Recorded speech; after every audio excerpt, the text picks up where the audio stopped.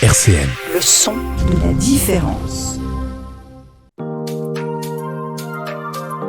Full santé mentale sur RCN avec Espoir 54, le CREPSI, la coordination du PTSM 54 et Bipolaire si tu savais. Bonjour et bienvenue dans l'émission Full Santé Mentale, l'émission qui chaque mois démonte les tabous et détricote les idées reçues sur des sujets de santé mentale. Ce mois-ci, un sujet qui nous concerne tous ou nous concernera tous un jour dans notre vie, il fait partie de la vie. On va parler aujourd'hui du deuil. Pour m'accompagner dans cette émission, j'ai le plaisir d'accueillir Stéphanie Petit. Bonjour Stéphanie. Bonjour. Comment vas-tu Stéphanie ce mois-ci ? Très bien. Je rappelle que d'être là. Mais comme on est très heureux de t'accueillir comme à chaque fois, je rappelle que tu es la coordinatrice du PTSM ou autrement dit Projet Territorial de Santé Mentale de Meurthe-et-Moselle. Exactement. Avec nous également Basile Tudos du CREPSI Espoir 54. Bonjour. Tu vas bien ? Très bien, très bien. Bon, et puis pour nous accompagner, on a le plaisir d'accueillir aujourd'hui Céline Troel. Vous êtes psychologue et coordinatrice pour l'association Le Jour d'après. Tout à fait. Bienvenue à vous. Merci. Et puis Patricia Vautier, vous êtes la coordinatrice pour l'association justement Le Jour d'après. Oui, bonjour. Bonjour, que vous nous présenterez évidemment dans quelques instants. Comme chaque mois dans l'émission Full Santé Mentale, on aime bien commencer par aller poser des questions aux gens dans la rue sur la thématique du jour. Et ce mois-ci, donc comme on va parler du deuil, Basile, tu es allé dans la rue ? Oui, on était dans la rue avec mon collègue Roman. Donc première question, qu'est-ce que le deuil évoque pour vous et que mettez-vous derrière ce mot ? Une période où on est censé oublier quelqu'un qui est peut-être décédé ou qu'on a perdu dans notre vie. Et c'est une période où justement on va pouvoir apprendre à honorer la mémoire de quelqu'un et voilà. Un sentiment vachement difficile à faire partir. Moi je dirais surtout que c'est un changement. Parce qu'on passe quand même surtout quand on a des personnes proches et qu'on perd, d'un état où on peut être très bien entouré à on se retrouve face au monde, on est seul. Donc c'est un changement direct de notre vie. On se remet en question. Moi, je dirais que c'est un au revoir. Quitter une personne qui nous quitte en l'occurrence, mais comme si un adieu. Pour moi, le deuil, c'est un moment de tristesse, un passage difficile généralement. Mais c'est quelque chose qu'on doit surmonter parce que c'est beaucoup d'émotions, c'est forcément difficile de perdre quelqu'un. Mais après, il faut prendre la vie du bon côté et se dire que cette personne est peut-être dans un endroit meilleur. La tristesse, la perte d'un être cher. L'absence. L'absence, oui. Le manque des personnes qu'on aime, solitude, malheur, tristesse, que des choses négatives plutôt. Moi, ça évoque la vie. Ouais, c'est une initiation à la vie permanente. Ça évoque la vie. Ouais, très intéressant. Très intéressant, oui, ce point de vue-là. Mais beaucoup d'autres points de vue, on l'a entendu. Beaucoup de points de vue. Alors déjà, il faut savoir donc, que chaque année, environ 3 millions de Français vivent un deuil. Pour autant, on n'aborde que trop peu ce sujet qui peut être délicat et presque tabou. Toutefois, c'est intéressant car près d'un Français sur deux donc, considère que l'on ne se remet pas d'un deuil. C'est une étude réalisée par le Centre de recherche pour l'étude et l'observation des conditions de vie. Et alors moi, ce que j'entends de cette première écoute, c'est visiblement le deuil dure dans le temps, il s'inscrit dans la durée, on nous parle de période, de passage, on imagine bien alors que le deuil ou bien le processus de deuil, il va durer dans le temps. Et des études d'ailleurs démontrent que seulement 26% des Français estiment que le deuil se terminera un jour. Ce sera alors important de revenir sur cet aspect et questionner nos invités sur cette question de temporalité. Y a-t-il un début et une fin au deuil ?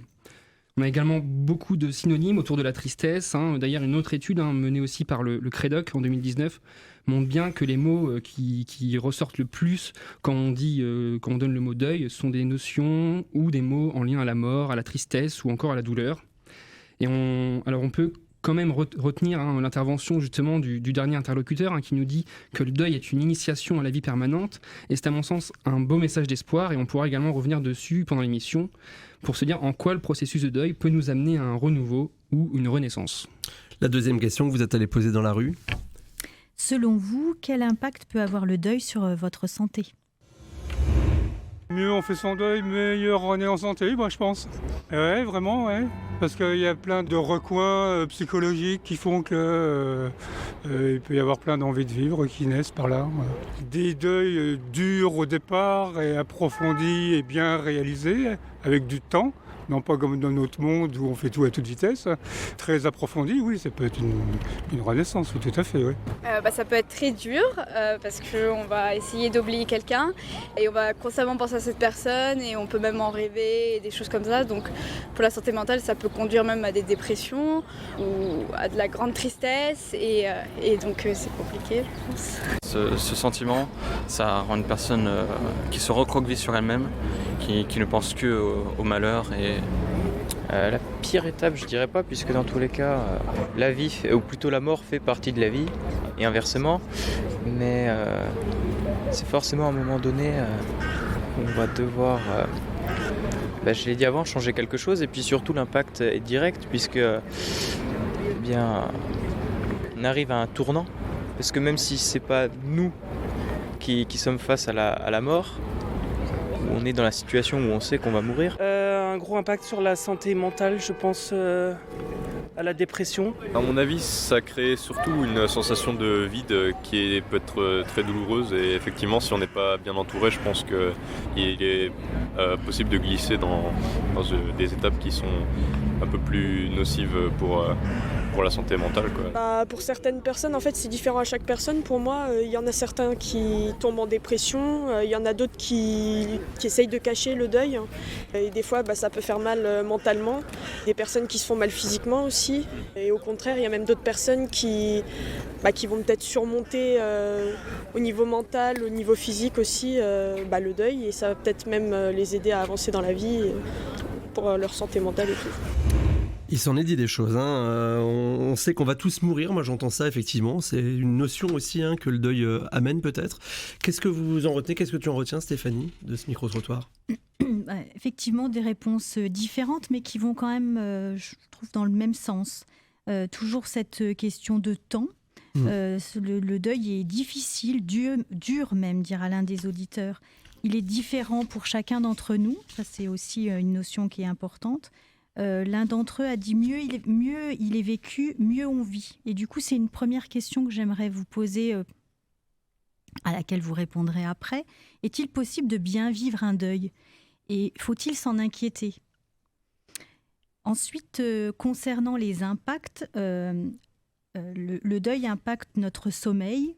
Enfin, selon les réponses qui ont été dites, notre sommeil provoque des insomnies. Notre morale, il peut engendrer de la tristesse, voire une dépression. On peut également être dans le déni. Le manque de l'être perdu a également été évoqué. Finalement, quelqu'un aussi a dit « la mort fait partie de la vie, c'est un passage obligé ». Donc j'aimerais justement rebondir sur cela, car en effet, comme l'a dit Basile, 3 millions de Français vivent un deuil chaque année. C'est quand même un sujet qui est très peu abordé, qui est délicat, qui est presque tabou. Et dans le cadre des premières assises du deuil, qui ont eu lieu en 2019, justement, le Crédoc avait réalisé une enquête, les Français et le deuil, qui relève l'impact du deuil sur notre société. Et les effets du deuil qui ont été évoqués sont en premier lieu l'épuisement physique, à 59%, surtout chez le sujet féminin, plus prononcé en cas de lien étroit avec le défunt, et plus ou moins long en fonction de plus ou moins long et surtout plus de 6 mois s'agissant de la perte d'un conjoint. Il peut également engendrer des addictions, tabac, alcool, nourriture. Et psychologiquement, des angoisses affectent 51% des Français, dont une majorité de jeunes, 18-24 ans. Il a été évoqué également l'isolement, qui fragilise 39% des personnes endeuillées, dont une majorité des 18-34 ans, et près de la moitié, 49%, remet en cause ces valeurs. Donc des impacts forts sur tout, que dans notre vie, nous serons tous confrontés un jour au deuil, plus ou moins intense, et plus ou moins, impactant, puisque des deuils, on en vit tous les jours. Ce qui peut être le deuil d'un emploi, le deuil d'un animal, le deuil d'un amour perdu, le deuil d'un parent, d'un enfant, d'un frère, d'une sœur, etc. Et du coup, la question que j'aimerais vous poser ensuite, pour la suite, Les impacts sont-ils toujours les mêmes ? Et le processus est-il toujours le même pour chaque deuil ? On y reviendra effectivement tout à l'heure. La dernière question que vous avez posée dans la rue, Basile. Dernière question, pour vous, quels sont les besoins des personnes en deuil ? Les besoins des personnes en deuil, c'est beaucoup de temps en fait. C'est beaucoup de temps pour être pressé par l'extérieur. C'est ce qu'il faudrait dans l'idéal. Par l'extérieur déjà, ce serait déjà ça de gagner. Voilà, en très gros, en très très très gros. En allant voir sa famille, les personnes qui ont aussi vécu ce deuil, les écouter, les psychologues ou les psychiatres, et parler, sortir avec des amis, et peut-être avec les personnes qui font ce deuil aussi, justement. Et donc voilà. Comme ça crée un vide, souvent je pense que quand on a un problème dans la vie, on peut soit... si on est bien entouré et puis avec du courage surpasser ce problème, et sinon trouver des choses pour compenser ce vide. Moi, si je devais discuter avec une personne autre qu'un proche, personnellement, après ça dépend des convictions de chacun, mais moi je pense que j'irais dialoguer avec un homme d'église ou quelque chose comme ça. Probablement d'être accompagné justement par d'autres proches qui les aiment et qui pourront les aider à surmonter ça, à passer à autre chose. Les amis, la famille, en leur parlant, en leur demandant, en n'hésitant pas à aller au cœur des choses et à leur demander réellement si ça va. Et même si la personne répond que oui, ça va, les accompagner, aller plus loin, passer du temps avec, leur rappeler que la personne compte aussi pour elle, je pense que ça peut aider. C'est pareil, propre à chacune personne. Il y en a qui auront besoin d'être plus entourés, d'autres qui auraient besoin d'être seuls pour surmonter seule cette étape. Ça dépend de chaque personne. D'être beaucoup entouré, stimulé et surtout pas se retrouver seul. Voilà. La notion du temps revient à nouveau et le fait d'être entouré aussi. Ouais, la temporalité toujours. Pour moi, là, si on peut retenir deux choses de cet extrait, c'est donc de laisser le temps au temps et l'importance de l'écoute. Laisser le temps au temps, ça soulève pour moi différents questionnements. Tout d'abord, la question de la prise en compte du deuil par la société et notamment au travail. Dans le cas du travail, on le sait, on a seulement quelques jours. Dans le cas de la mort d'un proche, c'est ce que prévoit le droit du travail. Mais on est alors en droit de se demander est-ce que ce temps est suffisant ? Également, il peut y avoir dans le cadre d'un deuil une sorte de pression, on en avait parlé lors de la préparation de l'émission, une sorte de pression notamment effectuée par des proches, si notre phase de deuil ou de tristesse durerait un peu trop longtemps ou bien pas assez longtemps. Et c'est un point donc, sur lequel on reviendra par la suite, cette notion de pression sociale ou encore de culpabilité dans d'autres cas. Enfin, juste pour finir, ce qu'il faut savoir, donc, c'est qu'avec mon collègue Roman, on a posé une dernière question en off qui était « Connaissez-vous des lieux d'accompagnement et d'écoute ?» Et du coup, on n'a eu que des réponses négatives. Pourtant, il y a bien des lieux de ressources qui accompagnent le deuil. On a un exemple aujourd'hui avec l'association Le Jour d'Après, mais il en existe d'autres, bien sûr, à Nancy et en France. Et il est donc important d'informer et de sensibiliser à ce sujet.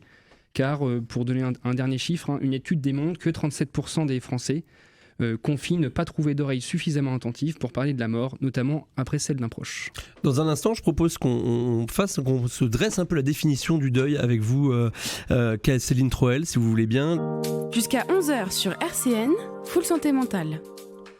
Ce matin, nous parlons du deuil, un sujet important, on l'a dit, un sujet qui nous concerne tous, un jour ou l'autre, qui fait partie de la vie. Pour nous accompagner ce matin, nous avons Céline Troel, vous êtes psychologue et coordinatrice pour l'association Le Jour d'Après. Nous avons également Patricia Vautier, je vais y arriver, coordinatrice de l'association Le Jour d'Après. Est-ce que vous voulez bien qu'on commence peut-être par donner une définition de ce qu'est le deuil ? Le deuil, c'est cette période de souffrance et de tristesse que l'on traverse quand on a perdu un être cher. Mais ça peut être aussi n'importe quelle perte. Finalement, notre vie, elle est constituée d'une succession de pertes, comme disait votre collègue tout à l'heure. On peut en effet perdre un emploi, en santé. On peut tomber malade. On peut perdre l'estime de soi, un idéal de vie. Finalement, c'est de prendre conscience que notre vie, elle est faite d'une multitude de pertes et on se construit à travers ces multiples pertes. Alors là, c'est vrai qu'aujourd'hui, le thème, c'est la perte d'un être cher, c'est le deuil d'un être cher. Et finalement, on est en deuil quand il y a une relation. On est en deuil d'une relation. S'il n'y a pas de lien, s'il n'y a pas de relation, il n'y a pas de deuil. On peut perdre un membre de sa famille et ne pas se sentir en deuil si on n'a pas de lien, si on n'a pas créé un lien avec cette personne et que la rupture de ce lien provoque une profonde tristesse. Pourquoi est-ce que la notion de deuil est un sujet qui est aussi tabou ? On a l'impression que c'est un mot qui est parfois difficile à dire, qui ne se prononce pas toujours ou pas toujours à bon escient. Je pense que c'est aussi lié à la question de la mort. Et c'est vrai que la mort, c'est très angoissant pour une grande partie des vivants, quoi. Et je pense qu'à partir du moment où la question de la mort sera moins taboue, où on en parlera comme une vraie question de vie, ça a été dit dans le micro-trottoir, bien finalement, on éduquera les enfants aussi en parlant de la mort comme une question de vie, sans angoisse. Et on en fera des adultes qui abordent cette question de la mort de manière peut-être plus sereine. On le voit dans certaines cultures aussi. Mais c'est vrai que dans l'association, on accueille aussi des enfants et on anime des ateliers pour les enfants en deuil. Et on voit bien combien les enfants ont une spontanéité, un naturel à parler de ces questions de la mort.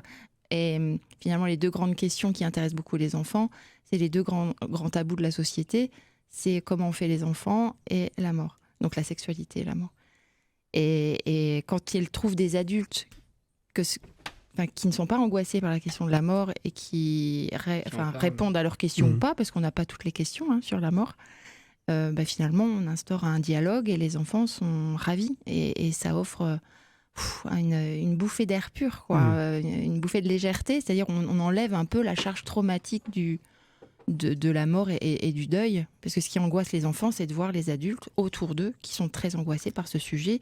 Et en fait, ils se rendent compte qu'il ne faut pas trop en parler parce que ça panique un peu les adultes autour d'eux. Et du coup, par rapport à la question des enfants, juste brièvement, on conseillerait du coup plutôt aux parents de parler de la mort et du deuil, de ce qui... Oui, alors... Oui, en parler avec des mots adaptés à chaque âge, bien sûr. C'est pour ça que c'est important de sensibiliser le grand public, les éducateurs, les enseignants, les parents à cette question du deuil aussi chez les enfants, parce que les enfants ne vont pas forcément dire leur tristesse, mais ils vont plus l'exprimer, l'agir. Donc par peut-être une agitation, des troubles de l'alimentation, du sommeil, des difficultés scolaires ou... Voilà, donc c'est vrai que les enfants vont continuer leur vie parce qu'ils sont en construction, ils ont beaucoup de choses à apprendre, ils sont en développement. Donc ils peuvent pas, leur petit cerveau est en maturation, donc ils n'ont pas la capacité d'y penser tout le temps, comme nous les adultes, parce qu'ils ont beaucoup de choses à investir.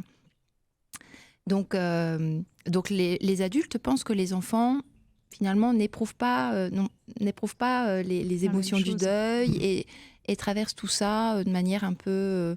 éloignés, sans comprendre bien tout ce qui se passe. Alors qu'en fait, pas du tout. Ils ont leur propre compréhension, et une compréhension qui évolue en fonction de l'âge et de la compréhension de cette notion de mort.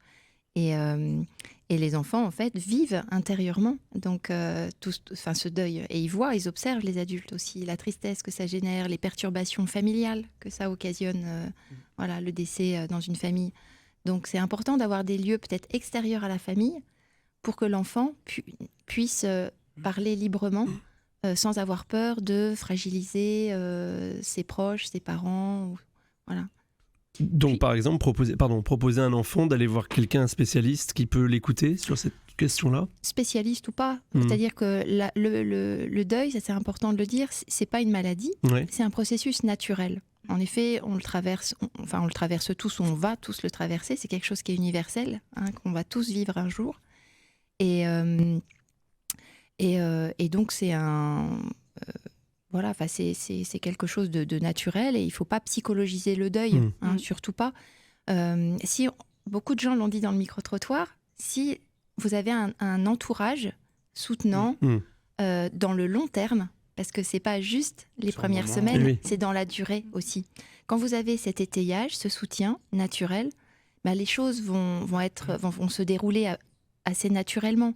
Mais c'est sûr qu'il faut une écoute de qualité, il faut des gens qui, en effet, ne vous rabâchent pas sans cesse, de tourner la page, qu'il faut aller vite mieux, qu'il faut arrêter de se culpabiliser. Voilà. Oui, il faut une acceptation, quelque part. Voilà, donc finalement, c'est peut-être ça, c'est pas forcément aller voir un psychologue, c'est pas nécessaire, mais en tout cas, trouver un espace où il y a des gens un petit peu formés qui peuvent en effet rassurer. Parce que finalement, les gens ont besoin de ça. C'est qu'on puisse leur dire... mais finalement, tout ce que vous traversez, c'est normal. Ces émotions, cette culpabilité, cette tristesse qui dure dans le temps, au bout de 6 mois, 1 an, voilà, tout ça c'est normal. Et en fait, les gens sont rassurés parce qu'ils ont peur de devenir fous, ils ont peur de garder cette douleur. Et souvent, ce qu'ils nous disent, c'est est-ce que je vais continuer à souffrir encore longtemps ? En fait, ils ont envie que cette souffrance, elle s'arrête. Là, vous utilisez le mot longtemps. Il y a cette notion de temporalité qu'on a beaucoup évoquée. Et vous avez parlé d'un processus de deuil quelque part. Est-ce qu'il y a une temporalité, on va dire, générale du deuil ? Est-ce que globalement, on se dit, voilà, un deuil, c'est globalement 1 an ? Ou est-ce que chacun a sa temporalité ? Comment ça se vit un deuil ? Ouais, chacun a sa temporalité. Ouais. C'est vrai que cette notion de... le deuil en 1 an, on l'a beaucoup entendu et on se rend compte que c'est pas du tout ça en fait. Pour certaines personnes, ça va être, comme l'a dit Céline, c'est une histoire de lien aussi, l'intensité du lien qu'on avait avec la personne. Et puis, en fait, le temps va effectivement être propre à chacun, mais aussi le rythme. C'est-à-dire que quand on perd un proche, certaines personnes l'ont dit dans le micro-trottoir, ça va changer complètement, enfin en tout cas pour un temps, ça vient complètement impacter la vie. Et les personnes en deuil vont se retrouver sur une temporalité qui va être différente. Pour eux, en fait, il y a le temps des obsèques, il y a le temps... et après, il y a le temps où souvent on est bien entouré parce qu'il y a des personnes qui sont là à ce moment-là. Et puis après, les semaines défilent, les mois, et chacun reprend un peu sa vie. Et par contre, la personne qui, elle, est endeuillée... elle ne va pas forcément être sur le même rythme. Oui, parce que c'est pas parce qu'il y a une période qui se termine où tout le monde est là que les choses s'arrêtent, en fait, pour elle. Oui, tout à fait. Et puis, c'est vrai que dans cette notion-là aussi de tabou un petit peu du deuil, c'est effectivement une méconnaissance aussi de la société de qu'est-ce que c'est que le processus de deuil. Et puis, ce mot deuil, souvent, les personnes qui viennent nous voir nous le disent, ça fait peur, on n'a pas envie qu'on nous mette une étiquette, vous êtes en deuil. Et comme l'a dit Céline, ce n'est pas une maladie. C'est un processus un petit peu comparable à une cicatrisation lente, quoi. C'est un processus, c'est le corps qui va réagir à cette perte physique. Le corps réagit et il va mobiliser de l'énergie, donc pendant longtemps, pour pouvoir continuer à vivre et cicatriser. C'est-à-dire que plusieurs fois aussi, on a entendu, ça va être le fait d'oublier. Oui. Et en fait, le deuil, c'est pas, et le processus de deuil, c'est pas oublier la personne. C'est vraiment comment ce lien physique qui n'existe plus, enfin la présence physique qui n'est plus là, comment ce lien il va continuer à vivre en nous, en fait, mais d'une façon différente. Et c'est ça qui va prendre aussi beaucoup de temps et qui va mobiliser de l'énergie. Mais c'est un processus, c'est vrai, qui est naturel. Et ça, on ne le connaît pas, on ne le connaît peut-être pas assez aussi. Et c'est peut-être pour ça aussi qu'on n'en parle pas, parce que ça fait peut-être un peu peur, quoi, toute cette souffrance à traverser. Et qu'on est démunis aussi pour l'accompagner, ce processus. Et on voit que les familles sont souvent un peu démunies, angoissées. Moi, je sais pas quoi lui dire, je sais pas quoi faire, je trouve pas les mots. Voilà, la question des mots. Quels mots utiliser ? Ne serait-ce que dans le bonjour. Des fois, les gens n'osent même pas dire bonjour, donc ils préfèrent changer de trottoir plutôt que de croiser les gens. Parce que par malaise, en fait, il y a une espèce de malaise. Oui, il y a souvent cette crainte de dire bonjour, comment ça va, qui est une phrase assez naturelle qu'on dit, et on a parfois l'impression de se dire que si on le dit à quelqu'un en deuil, finalement, on va peut-être le blesser, parce qu'on sait que normalement, elle va pas bien. Enfin, vous voyez ce que je veux dire ? Oui, il y a un peu cette notion-là aussi, non ? Et puis la crainte de la réponse. Et puis l'émotion que ça va générer. Ouais. Si la personne se met à pleurer, et puis peur de ses propres émotions aussi. Enfin, il y a beaucoup de peur, quoi. On dit que c'est un processus naturel que tout le monde traverse. On a l'impression que les gens le vivent pas forcément de la même manière. Comment ça s'explique ? On a des fois, tu en parlais d'ailleurs, Stéphanie, tout à l'heure. Tu te disais, est-ce qu'il est possible de bien vivre un deuil ? Alors, il y a plusieurs facteurs qui vont jouer dans le vécu du deuil. Déjà, l'âge. Alors, à la fois l'âge du défunt et puis l'âge de l'endeuillé, les circonstances du décès, les ressources aussi, comment on s'est construit soi-même, parce qu'on se construit aussi face à cette question du lien et de la séparation. Depuis, ça nous renvoie à notre enfance aussi, à nos capacités à se séparer. Donc, c'est quelles ressources on a en nous, et puis les ressources externes dont on a parlé tout à l'heure, l'entourage, le soutien extérieur. Voilà, donc tous ces facteurs-là vont faire que le deuil va se vivre différemment d'une personne à l'autre. Des parents qui perdent un jeune enfant, voilà, le deuil ne va pas être le même que quelqu'un qui va perdre un parent à 90 ans.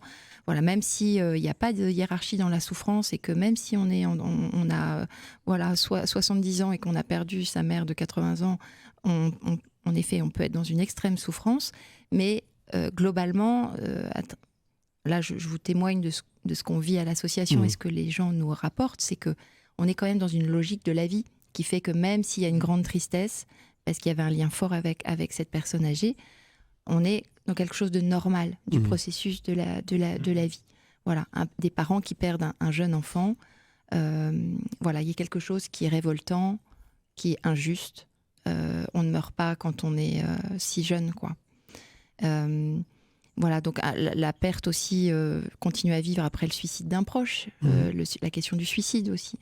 Il y a des morts vraiment très traumatiques, donc les circonstances du décès aussi sont impactants. Voilà, donc il y a énormément de facteurs qui jouent dans le déroulement du processus, et ça va prendre plus ou moins de temps. Voilà. Et on se rend compte quand même que tout ce qui est vécu aussi dans les jours qui entourent le décès aussi ont un impact fort sur le processus de deuil qui est vécu par la suite. Quand on prend l'exemple d'une personne qui est malade, qui est à l'hôpital, en fonction aussi de comment on annonce les choses, quelle place on laisse ou pas à la famille, en fonction de ce qui est possible aussi, ou non. Quand on reçoit les personnes après, tout ce qui a été dit dans ces moments-là, tout ce qui a pu être vécu, c'est précieux et ça prend une place importante. Voilà, quand il y a eu des regrets ou quand il y a des choses qui ne se sont pas bien passées, ça vient aussi amplifier en fait des fois un sentiment de colère, et ça vient compliquer parfois ce qui se vit dans le deuil, quoi. Donc c'est vraiment important aussi ces jours-là qui entourent la mort. Est-ce que le deuil peut avoir un impact sur la santé mentale ? Est-ce qu'il y a ce moment où justement le deuil, qui est un processus naturel, peut impacter cette santé mentale ? Oui. Et comment ? Parce que c'est vrai que dans le micro-trottoir, il y a 3-4 personnes qui nous parlaient de dépression. De dépression, donc, absolument. Pathologie, mais même dans la santé mentale. Alors c'est vrai que nous, on parle plus de vécu dépressif, parce que comme on l'a dit, le deuil, c'est pas une maladie, c'est une épreuve de la vie, et c'est le corps qui réagit à cette épreuve-là et à la perte. Et qui va mobiliser un petit peu. C'est pour ça, parfois, on peut lire qu'il y a des stades, il y a des étapes, il y a des phases. C'est expliqué de différentes façons. Et en fait, c'est vrai qu'il y a une période où il y a comme ce qu'on appelle le vécu dépressif, c'est-à-dire que c'est un petit peu la déstructuration, c'est un petit peu le monde, et ils l'ont dit dans le micro-trottoir, ça nous re-questionne complètement, ça re-questionne le sens de la vie, ça impacte le corps, il y a une fatigue importante, et souvent les personnes nous disent dans cette période-là, j'ai l'impression que je ne m'en sortirai pas, c'est trop difficile, c'est vraiment compliqué, et dans cette période-là, le sommeil est compliqué, l'alimentation peut être compliquée aussi.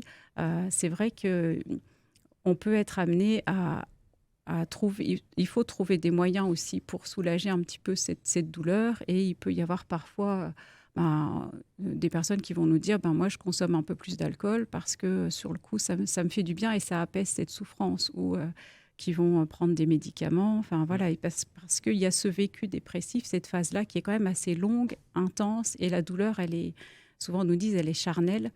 Et c'est important, elle va avoir vraiment un impact sur la santé mentale, y compris au niveau du travail aussi. C'est-à-dire que l'énergie qui est mobilisée, par moment, quand on met de l'énergie pour traverser toutes ces émotions-là qui sont intenses et qui sont assez fortes, il peut y avoir des problèmes de concentration, mais qui n'arrivent pas forcément tout de suite dans les mois qui suivent. Ça peut être 10 mois, voire 1 an après le décès. Et là, personne ne comprend ce qui se passe. Mais il peut y avoir des périodes comme ça où c'est très difficile de se concentrer et mettre en difficulté vraiment les personnes si ce n'est pas compris non plus par l'employeur ou dans le monde du travail. Vous parlez d'étapes et de phases dans le deuil. D'abord, est-ce qu'on peut en définir quelques-unes pour bien comprendre ? Et puis ensuite, la question qui suit, c'est est-ce qu'il y a forcément une fin au deuil ? Ou est-ce qu'il faut qu'à un moment donné, justement, on s'en inquiète ? Alors, je rajouterais juste une petite chose par rapport à ce qu'a dit Patricia. Ouais. C'est vrai que Patricia a beaucoup parlé du corps. Alors, il y a un impact physique, psychique.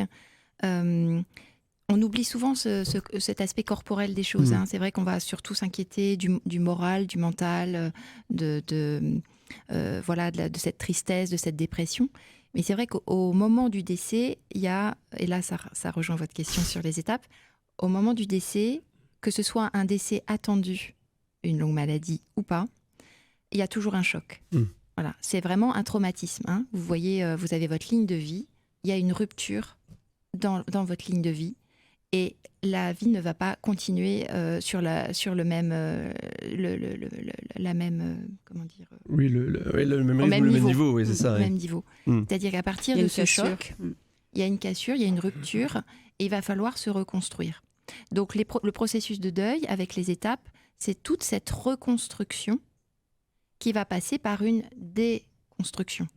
C'est-à-dire que tout ce qu'on avait construit, ce lien avec cette personne, on avait un équilibre de vie, la personne meurt. L'exemple du couple, voilà, vous vivez pendant des années avec quelqu'un, vous perdez votre conjoint, forcément, là, tout votre équilibre bascule, vous n'avez plus vos repères, vous perdez aussi votre statut social, vous étiez un couple, vous devenez veuve, vous êtes une personne seule. Pour les parents, c'est pareil, quand vous êtes un enfant qui a perdu son parent, c'est pareil, vous devenez orphelin. Donc, il y a une crise d'identité, il y a une déconstruction, une déstructuration qui explique la phase de dépression. Donc, en premier, il y a ce choc, cette sidération qui fait que le corps est bien fait, c'est que notre cerveau, face à une réalité trop violente, va se protéger. Et c'est pour ça que le corps est impacté. Parce qu'il va y avoir une protection psychique qui va faire que c'est le corps qui va tout prendre. Donc souvent, les gens vont se plaindre de maux divers. J'ai mal au dos, j'ai mal aux jambes, je n'arrive plus à avancer, la tête, les problèmes de sommeil. Voilà. Il y a différents aspects physiologiques. Et après, donc, il va finalement cette sidération qui va un petit peu anesthésier le psychisme, le corps, se voit au moment des cérémonies où finalement souvent on peut voir des gens ils sont là mais ils sont pas là, il n'y a pas forcément d'émotion à ce moment-là, ils sont en capacité d'organiser l'enterrement, de faire toutes les démarches administratives en mode un peu automate, ils le disent, on ne sait même pas comment on a réussi à faire ça, on n'était pas vraiment là quoi. Et passé cette période de choc et de déni, c'est pour ça que la dépression, elle vient dans un second temps, souvent éloigné du deuil, où on va prendre conscience que la personne, elle est vraiment morte pour toujours et qu'on ne la reverra plus et qu'il va falloir continuer à vivre sans elle, ou en tout cas apprivoiser cette absence pour, comme le disait Patricia, intérioriser l'absence et que ça devienne une présence intérieure permanente, quoi, sans oublier. Voilà. Donc cette période de dépression, souvent, elle vient quelques mois après, et les gens ne comprennent pas, parce qu'ils se disent, comme on entend souvent dans le langage courant, on fait son deuil en 1 an, avec le temps, ça va mieux. Non, si on ne sait pas qu'en fait, ce sont des phases avec des hauts et des bas, et avec le temps, en effet, les bas seront de moins en moins longs et les hauts de plus en plus longs. Mais si on ne sait pas que c'est ce mouvement de vague qui fait partie de la reconstruction, eh bien, les gens ne comprennent pas, les professionnels aussi, parce que quand vous allez mal, vous allez voir votre médecin traitant. En effet, ça fait 6 mois, vous avez perdu votre mari, vous avez perdu un enfant, votre mère, votre père, et puis vous êtes toujours triste, et le médecin dit « Oh là, antidépresseur ». Bah oui, parce que ça fait 6 mois quand même. Alors que 6 mois, non, c'est tout à fait normal dans ce processus où là, on est dans le creux de la vague de la dépression qui dure. Et il ne faut pas s'étonner que 8 mois et encore 1 an après, voilà, la reconstruction, elle se fait très progressivement. Et surtout que la première année, c'est l'année la plus difficile. C'est l'année de toutes les premières fois.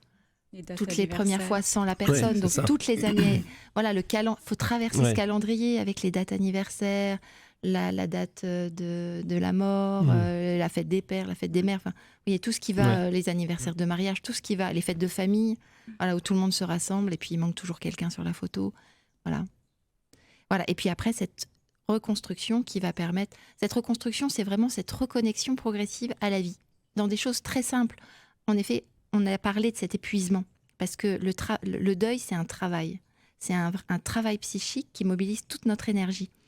Donc, c'est pour ça que c'est compliqué parfois pour des enfants de reprendre l'école et d'arriver à se concentrer, de reprendre son travail. Il y a souvent des longs arrêts maladie. Parfois, il y en a qui ont besoin de reprendre le travail tout de suite parce qu'ils sont un peu dans la fuite, ça leur évite de penser aussi. Donc, quand ils reviennent chez eux, là, ils s'effondrent. Mais pendant le temps du travail, ça leur permet de mobiliser leur attention sur autre chose. Donc, c'est variable selon chacun. Mais voilà, se reconnecter tout doucement avec l'énergie qu'on a. Essayer de faire un peu de relaxation, de sophro, d'aller marcher dans la nature, d'écouter de la musique, de faire des choses qui nous font plaisir, prendre un café avec un ami et se reconnecter par ces petits moments à la vie. Voilà, mais de manière très très progressive. Et les gens souvent disent mais ça va pas vite, j'ai l'impression que je stagne. Non, tant qu'il y a du mouvement, tant qu'on se reconnecte très progressivement à notre rythme, c'est bon, ça avance.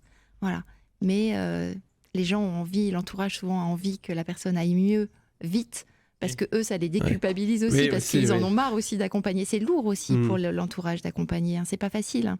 Surtout que les endeuillés, ça a été dit aussi dans le micro-trottoir, il y a des moments, c'est une alternance de besoin d'être seul et de besoin d'être entouré. Et ça, on peut pas le calculer à l'avance.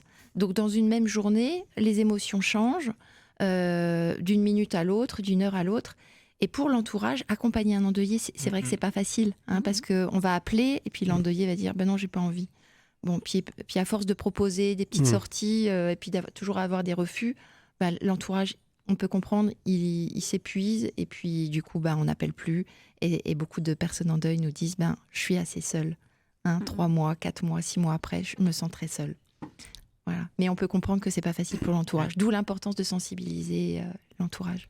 Est-ce que le deuil a une fin ? Alors du coup, est-ce qu'on peut considérer que ça a une fin ? Et est-ce que des fois, ça culpabilise pas aussi la personne de se dire, si mon deuil prend fin, c'est que j'ai oublié la personne ? Ou est-ce que cette notion existe là ? C'est vrai que c'est plutôt une transformation. Et d'ailleurs, je crois que quelqu'un l'a dit, c'est un changement. Donc en fait... faire son deuil, c'est vrai que c'est une expression qui ne signifie pas grand-chose du fait qu'on traverse plutôt cette période-là, qu'il y a une rupture, comme l'a dit Céline, il y a une rupture de vie, il y a tout un chamboulement, la personne va aussi se transformer et va vivre avec l'absence physique, avec ces nouveaux liens et souvent même avec une autre vision de la vie et souvent les personnes nous témoignent en nous disant il y a un avant, il y a un après et de toute façon je ne voudrais pas revivre exactement comme j'étais avant. Donc est-ce qu'il y a une fin ? La douleur, elle va évoluer, effectivement, la souffrance, les choses vont évoluer, vont s'adoucir, il va rester une cicatrice, donc c'est vrai qu'il n'y aura pas l'oubli, il y a toujours cette cicatrice-là qui est témoin de l'existence de la personne. Mais la cicatrice, elle va être plus ou moins douloureuse. Certaines personnes vont vous dire moi, je n'ai plus du tout de douleur. D'autres vont garder, quand elles vont en parler des années après, il y aura toujours les émotions qui arrivent, une souffrance qui peut rester. Ça va être vraiment propre à chacun. Il y a beaucoup de personnes qui nous disent mais finalement, on ne peut pas faire notre deuil. Cette personne, on l'a aimée, on sera en deuil jusqu'à la fin de notre vie. Mais simplement, ça ne nous empêche pas de retrouver une sérénité, un apaisement, de se reconnecter à la vie, de continuer à vivre. Et c'est ça qui est beau. Et c'est pour ça qu'on accompagne les personnes en deuil, qu'on a créé cette association. C'est parce que, on n'est pas maso, on est confronté à la souffrance en permanence, mais en même temps, nous, on est témoins, et ça c'est beau, on est témoins de la vie qui rejaillit. Et c'est comme une naissance, en fait. Et c'est ça, la mort fait partie de la vie, mais c'est intrinsèque. C'est que quand il y a une mort, il y a une renaissance, parce qu'on renaît avec ce processus de reconstruction, on renaît à soi-même. Et les gens, en effet, il y a un avant et un après, c'est-à-dire qu'on n'est plus la même personne, on n'a plus le même rapport à la vie, au monde, aux autres. C'est assez fréquent que beaucoup de choses changent dans la vie de la personne. C'est une autre personne qui naît. C'est une belle reconstruction. Ouais. L'association Le Jour d'après, on va en reparler dans un instant. Vous allez nous présenter l'association. J'aimerais bien savoir d'où est venue cette idée et puis ce que vous proposez. Le temps peut-être pour nous de faire une courte pause. 10h, 11h. Full Santé Mentale sur RCN avec Espoir 54, le CREPSI, la coordination du PTSM 54 et Bipolaire si tu savais. Et ce matin, nous parlons du deuil avec vous, Céline Troel. Je rappelle que vous êtes psychologue et coordinatrice pour l'association Le Jour d'après. Et vous, Patricia Vautier, vous êtes coordinatrice pour l'association Le Jour d'après. Est-ce que vous pouvez nous dire quelques mots sur cette association ? D'où elle est née et quel est son projet ? Alors c'est vrai que ça fait un moment qu'on se connaît avec Céline et qu'on accompagne les personnes en deuil sur Nancy. En fait, moi, je suis arrivée sur le sujet du deuil pas par hasard. Je pense que personne n'arrive sur ce sujet-là par hasard. En fait, je suis éducatrice jeunes enfants de formation, mais je suis aussi maman. Et donc, notre troisième enfant est né sans vie il y a 16 ans maintenant. Et c'est vrai qu'on s'est rendu compte qu'on a été plongé dans ce processus-là qu'on ne connaissait pas du tout. Et je me suis dit qu'en tant que professionnelle, j'étais très mal informée sur ce que pouvaient vivre les familles quand elles perdaient un enfant, quand on perdait un conjoint. Quoi dire à ces plus grands ? Nous, ils avaient 5 ans et demi, 3 ans et demi. Moi, j'étais éducatrice jeunes enfants, mais je ne savais pas quoi leur dire, ne pas leur en rajouter, enfin bref. Nous, on a déjà cheminé dans notre deuil et notre vécu. Et puis après, j'ai décidé de me former. Et puis, de fil en aiguille, d'accompagner d'abord les parents qui vivaient un deuil périnatal, puis de me former par rapport à l'accompagnement des enfants en deuil. Et puis après, c'est vrai qu'on se dit, mais en fait... qu'on perde un enfant, qu'on perde un conjoint, qu'on perde un ami, dès lors que le lien il est fort, il y a un processus de deuil et c'est important de pouvoir l'accompagner. Donc c'est vrai qu'avec Céline, on était engagés dans le soutien du deuil sur Nancy et ce qu'on se disait vraiment, c'est qu'il manquait un lieu parce que des ressources, en fait, quand on est en deuil, on se dit que de toute façon, il faut qu'on se débrouille, qu'on se dépatouille un petit peu avec ça, que ça arrive à d'autres et... Voilà, faut qu'on soit assez fort pour traverser tout ça, mais on se rend compte qu'il y a beaucoup de ressources qui existent, mais qu'elles ne sont pas accessibles, en tout cas pas facilement accessibles quand on est dans cette situation de fragilité, et de pouvoir ouvrir un lieu, un point d'information, de ressources, d'accompagnement du deuil, ça nous semblait important de pouvoir justement permettre aux personnes plus facilement d'avoir accès à ces ressources et de pouvoir venir... L'idée, c'était vraiment d'offrir un panel de ressources différentes parce qu'on n'a pas tous besoin des mêmes choses au même moment. Certaines personnes vont avoir besoin de pouvoir raconter leur histoire, raconter plusieurs fois leur histoire. Il y a de la place que pour cette histoire-là. D'autres vont avoir besoin de rencontrer d'autres personnes qui traversent aussi un deuil. Ou de pouvoir avoir accès à un livre qui vous donne un petit peu des repères sur le processus de deuil ou des témoignages. Enfin, voilà, de pouvoir mettre à disposition toutes ces ressources-là. Et après, les personnes savent très bien venir chercher ce dont elles ont besoin au moment où elles nous contactent. Et du coup, vous vous trouvez où ? Donc, on est au 7 rue de Serre à Nancy, c'est près de la place Carnot. Donc, on a des locaux, on a 3 bureaux, une bibliothèque où les personnes peuvent emprunter des documents et on reçoit dans ces locaux-là. On y organise aussi des cafés d'après. C'est comme ça qu'on les a appelés. C'est des temps plus collectifs, c'est des cafés thématiques, en fait, les samedis matins, sur des thématiques très différentes. Et puis, les personnes peuvent s'inscrire.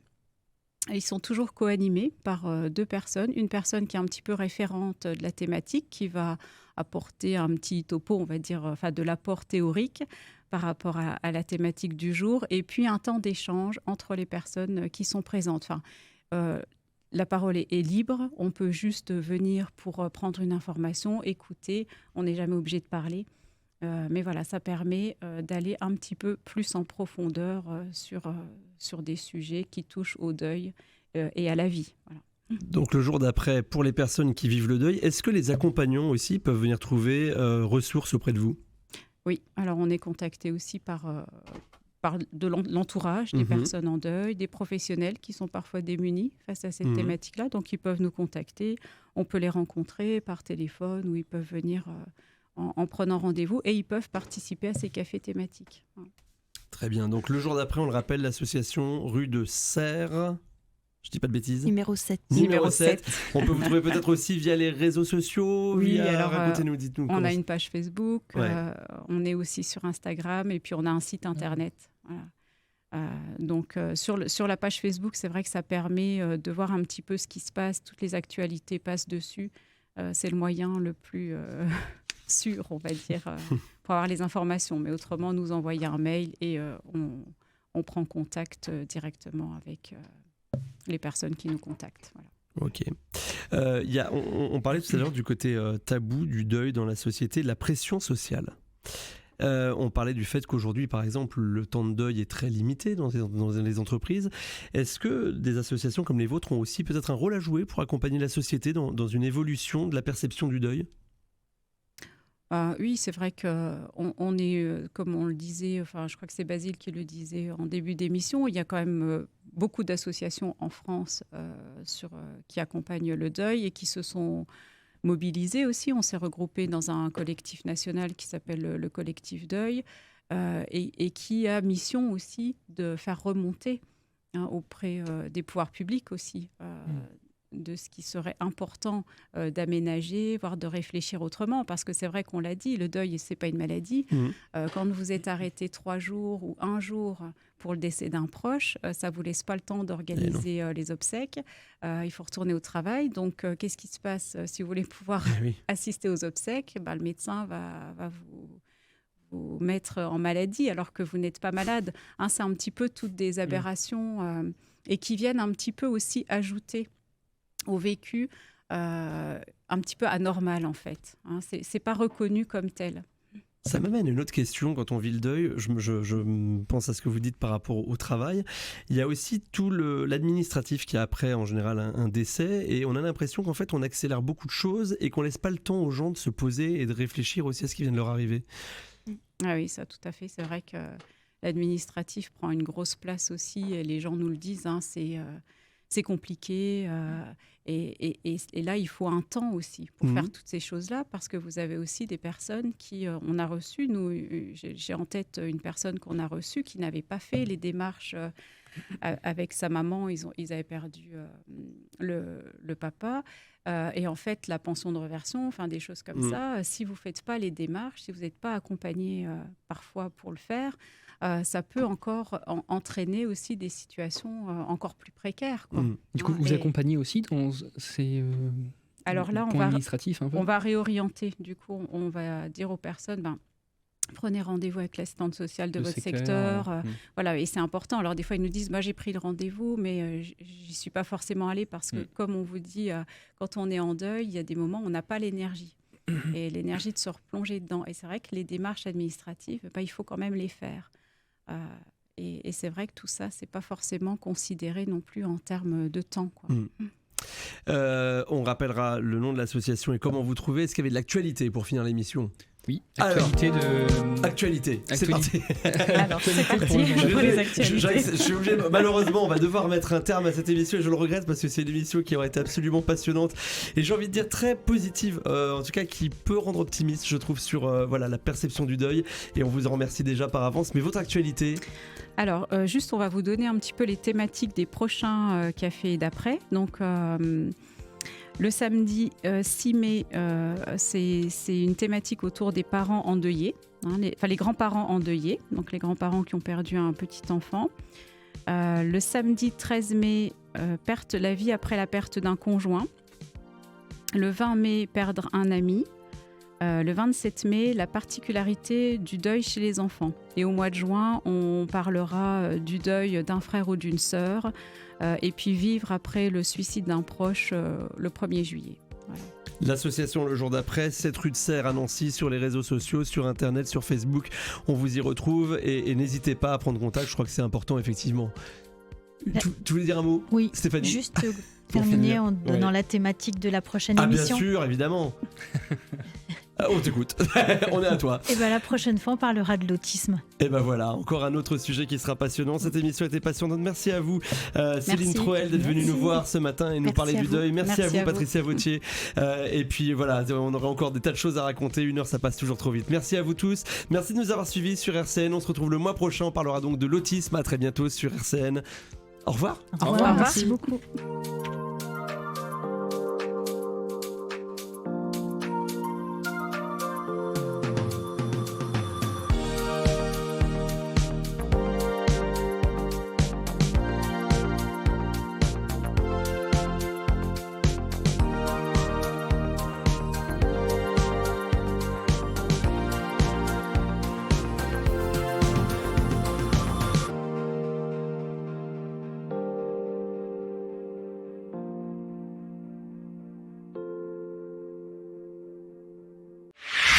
RCN, www.rcn-radio.org